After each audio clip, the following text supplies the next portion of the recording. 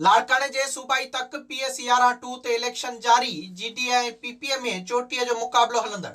लाड़काने जे सूबाई तक PS11-2 ते PPA जे जमील सुमरे ऐं GDA जे मौज़ूम अब्बासीअ में मुक़ाबलो जारी आहे। District returning officer Nadeem Haider जो चवणु आहे त PS11 ते 138 पोलिंग स्टेशनूं मुक़रर आहिनि। जनमा 20 पोलिंग स्टेशनूं इंतहाई हसास हुजण सां गॾु 50 हसास ऐं 68 पोलिंग स्टेशनूं नॉर्मल आहिनि। District returning officer Nadeem Haider चयो त PS11 ते रजिस्टर्ड वोटरनि जो तादाद 1,52,614 आहे, जंहिंमां मर्द वोटरनि जो तादाद 83,018 आहे, जॾहिं त औरत वोटर जो तादाद 69,598 आहे।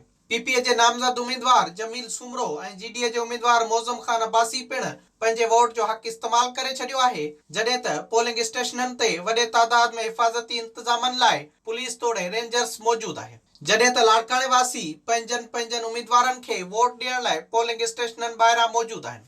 विज़िट कयो अवामी आवाज़ मीडिया ग्रुप जी वेबसाइट awamiawaz.pk